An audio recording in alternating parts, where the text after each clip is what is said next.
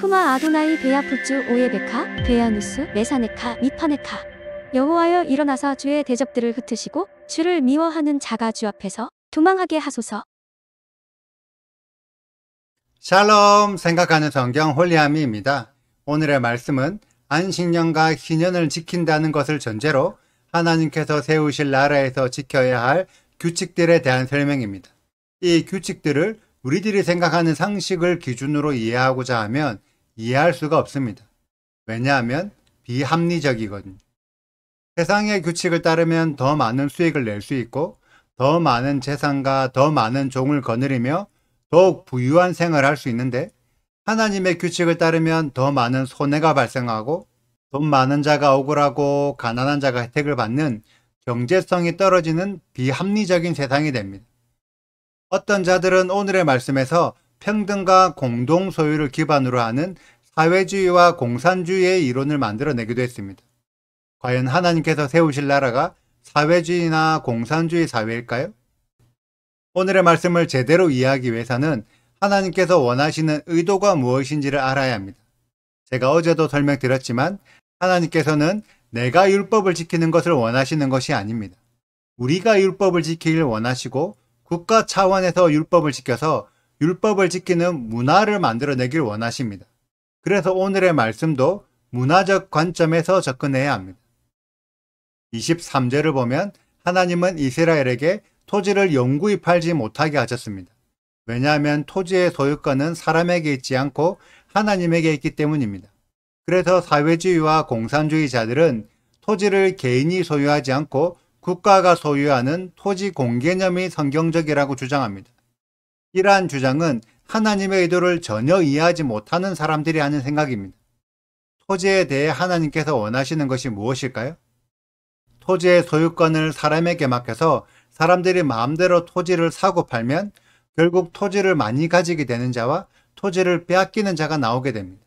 그렇게 되면 토지를 많이 가지게 되는 자는 더욱 욕심을 내어 하나님의 율법보다 개인의 재산 증식에 더욱 치중하게 될 것이며, 그 과정에서 더 많은 수익을 얻기 위해 율법을 어기는 일들이 발생됩니다. 땅이 많으면 많을수록 안식년과 희년을 지키기 더욱 힘들어지죠. 그리고 토지를 빼앗기는 자는 가난하기 때문에 토지를 판 것으로 자신의 땅이 없기 때문에 가난에서 벗어나기가 더욱 힘들어집니다. 그러면 결국 그 사람은 불법적인 방법으로 돈을 벌려고 하거나 빚만진 이스라엘 땅을 떠나 이방 땅의 새로운 환경을 찾으려고 할 것입니다. 결국 토지의 소유권을 사람에게 맡기면 모두가 율법을 지키지 못하는 사태가 발생됩니다. 그런데 토지의 소유권이 하나님께 있으면 가난한 자가 돈이 없어서 토지를 팔 수는 있지만 희년까지 남은 연수대로 금액이 측정되기 때문에 토지를 완전히 넘기는 것보다 적은 금액으로 팔게 될 것입니다. 그러다 보니 갚아야 할 금액도 적어지죠. 그래서 다시 돈을 갖고 되찾아오는 토지 무르기가 가능합니다. 그리고 자신이 갚을 능력이 없더라도 가족, 형제, 친척 중에서 갚을 자가 있으면 대신 돈을 갚아주고 땅을 되찾아오죠. 그렇게 되면 가난한 자는 다시 농사를 지어서 돈을 벌 수 있는 기회를 얻게 됩니다. 그리고 그 과정에서 가족, 형제, 친척의 도움을 얻게 되기 때문에 그들에게 더욱 화목하게 자랄 수밖에 없죠. 이렇게 토지를 무르는 과정에서 가족과 이웃 사이에 돈독한 정이 쌓이고 더욱 단단한 공동체 의식을 가지게 됩니다. 그리고 토지를 산 자도 결국 돌려줘야 하기 때문에 땅에 과도한 투자를 할 수 없죠. 욕심을 내기보다는 합당한 수익만 발생하면 충분합니다. 그리고 땅이 늘어나면 그에 맞는 일꾼들이 더 많이 필요합니다. 그 일꾼들이 결국 가족과 이웃들인데 그들이 일을 잘 해줘야 내 수익도 늘어나기 때문에 그들에게 충분한 대우와 보상을 지급하게 됩니다. 결국 공동체 전체가 더욱 끈끈한 이웃과의 정과 단단한 공동체 의식을 가질 수 있습니다. 이것이 하나님의 방식입니다. 그런데 사회주의와 공산주의의 토지 공개념이 이웃과의 정을 돈독하게 만들고 단단한 공동체 의식을 가지게 만드나요? 실제의 결과로는 모두가 일할 의욕이 떨어져서 더욱 빈부격차가 심해지고 더욱 불법이 자행되어서 지배층과 피지배층으로 나누어지게 됩니다. 토지 공개념이 성경적이라고 주장했지만 그 결과는 국가의 권력을 가진 지배층만 독재하는 형태로 발전하기 때문에 하나님의 의도와는 전혀 다른 반대의 결과를 가져오기 때문에 토지공 개념은 절대로 하면 안 되는 것입니다. 결국 사회주의와 공산주의가 성경의 가치를 기반으로 한다는 말은 완전히 거짓말입니다. 그리고 29절을 보면 성벽 안에 있는 집은 팔아도 희년에 되돌려 주지 않아도 되는데 31절에 성벽 밖의 집은 희년이 되면 되돌려 줍니다. 이 차이가 무엇일까요? 성벽 안에 사는 사람들은 성벽 밖에 사는 사람들보다 경제력을 얻을 수 있는 기회가 많습니다. 그래서 굳이 농사를 짓지 않더라도 다른 활동으로 돈을 벌 수도 있고, 많은 사람들이 모여있는 성벽 안의 생활이 힘들어지면 성벽 밖으로 나가 자연을 상대로 농사를 지으면 됩니다. 그래서 성벽 안에 사는 사람들에게 집은 생계의 목적이 아니라 수익의 도구입니다. 잠시 허름한 집에 살다가 다시 돈을 벌어서 좋은 집으로 옮길 수도 있는 거죠. 그런데 성벽 밖에 사는 사람들에게 집이 없다면 더 이상 생계를 이어가기 힘들 정도로 어려운 상황이 됩니다. 그래서 그런 자들의 집은 희년에 되돌려주는 거죠. 그래야지만 성벽 밖에 사는 사람들에게 회복의 기회를 줄 수 있습니다. 이런 방식은 최대한 이스라엘 백성들을 공동체에서 낙오시키지 않고 더욱 공동체 안으로 들어와서 공동체의 문화를 함께 지킬 수 있도록 만듭니다. 하나님은 개인을 위해 이러한 규칙들을 주신 것이 아닙니다. 이스라엘 공동체, 국가 이스라엘이 하나님의 백성에서 낙오하지 않고 토라 공동체의 일원으로 율법을 함께 지킬 수 있도록 만들기 위한 규칙들입니다. 이 규칙들이 제대로 운영되기 위해서는 규칙을 관리해 줄 레위인들이 필요합니다. 그런데 레위인들의 생계가 어려워지면 레위인들이 맡은 사명을 감당하는 것도 함께 어려워집니다. 그래서 레위인들의 생계를 보장해 주기 위한 규칙이 32절부터의 규칙입니다. 특히 34절을 보면 레위인들이 소유하게 될 성읍 주위의 들판은 지속적으로 농사를 지어 생계가 끊어지지 않도록 절대 팔 수 없는 땅으로 지정해 두셨습니다. 레위인들이 농사만 지어도 어느 정도의 생계가 보장되고 맡은 사명을 꾸준히 감당할 수 있도록 다른 사람들이 레위인들을 섬겨 도와주어라는 의미입니다. 그리고 이후에 나오는 구절들에는 거루민과 동거인이라는 단어가 사용됩니다. 이들은 이방 출신의 사람들로 아직까지 이방의 생활을 하면서 이스라엘에 살고 있는 사람을 거루민, 게르라고 부르고, 이방 출신이지만 이스라엘에 완전히 정착하여 이스라엘의 삶을 살고 있는 사람을 동거인 토샤브라고 부릅니다. 이때 39절을 보면 이스라엘 사람은 종으로 부르지 말라고 말씀하시면서 44절에는 이방인들로 종을 삼으라고 말씀하십니다. 이런 내용을 성경 9절만 보고 해석하면 하나님께서 이스라엘 사람과 거류인과 동거인을 차별 대우하는 것처럼 느껴질 수도 있습니다. 이스라엘 사람들은 특별 대우를 해줘야 하고 이방인들에게는 특혜가 없는 것처럼 해석될 수도 있지만, 이런 내용을 하나님의 의도를 알고 정확하게 이해하면 이방인들을 하나님의 문화 안으로 초대하는 내용입니다. 특히 가나안의 이방인들에게 적용할 수 있는 규칙들이죠. 원래부터 가나안 땅에 살았던 가나안의 이방인들은 하나님의 규칙을 알까요, 모를까요? 처음에는 몰랐죠. 그런데 이스라엘 사람들이 가나안 땅에 정착하게 되면 가나안 사람들은 이스라엘 사람들이 사는 방식을 눈으로 직접 보게 됩니다. 그들이 느끼기에 가나안 방식이 좋을까요? 이스라엘의 방식이 좋을까요? 가난한 자와 이방인들이라도 안식년에는 저절로 거두어진 소출을 다 함께 먹고 그동안 빚을 지더라도 안식년에는 다 면제해 줍니다. 이스라엘 사람들끼리는 품꾼으로 돈을 받으며 일을 할 수 있지만 노예처럼 학대를 받지 않습니다. 빚을 져서 종이 되더라도 형제의 대우를 받으며 인권을 존중받는 일꾼들이 됩니다. 이런 모습들이 가나안 사람들에게는 부러움과 동시에 자신들도 이스라엘에 소속되길 원할 것입니다. 그때 가나안의 생활을 버리지 못하고 계속해서 가나안 사람들처럼 살면 거루민, 게르가 되어 혜택을 덜 받게 됩니다.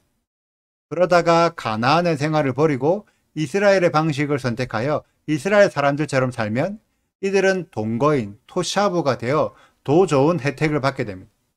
이스라엘 출신은 아니지만 이스라엘 형제에 준하는 대우를 받게 되죠. 그러면 더 이상 가나안 사람들은 가나안의 생활을 계속할 필요가 없어지게 됩니다. 그렇게 된 동거인들은 46절의 내용처럼 영원히 이스라엘에 접붙여져서 이스라엘 공동체에 소속이 됩니다. 그때부터는 서로 결혼도 할 수 있고 자녀를 낳을 수도 있게 되죠. 결국 이 과정들을 통해 가나안 사람들이 이스라엘에 접붙여져서 시간이 지날수록 이스라엘의 일원이 됩니다. 대표적인 예가 여호수아 9장에 나오는 기브온 주민들이죠. 하나님은 처음부터 이방인들이 이스라엘에 접붙여질 수 있는 규칙들을 만드셔서 접붙여진 이방인들에게 하나님의 문화가 확장되게 하셨습니다. 지금도 이런 일들이 계속해서 일어나는데 토라를 알지 못했던 이방인들이 토라를 배우면서 율법의 규칙을 지키는 이스라엘의 일원으로 바뀌고 있습니다. 이때 가나안의 생활을 버려야 이스라엘에 접붙여질 수 있는 것처럼 그동안 잘못 배워왔던 기독교의 교리를 버려야 새롭게 토라의 진리를 이해할 수 있습니다. 기독교의 가르침을 고수한 채 토라를 재해석하여 이해하면 그는 계속해서 가나안의 삶을 선택하는 거루민, 게르가 됩니다. 토라의 가르침을 선택하여 이스라엘의 삶을 살아야만 동거인, 토시압으로 성장할 수 있고 그런 자가 마지막 때 이스라엘의 일원이 됩니다. 하나님은 토라의 규칙들을 주시면서 이것들을 지키는 것이 하나님의 나라에서 사는 방법이라고 말씀하고 계십니다. 여러분은 가나안 땅에 살기 원하십니까? 이스라엘 땅에 살기 원하십니까?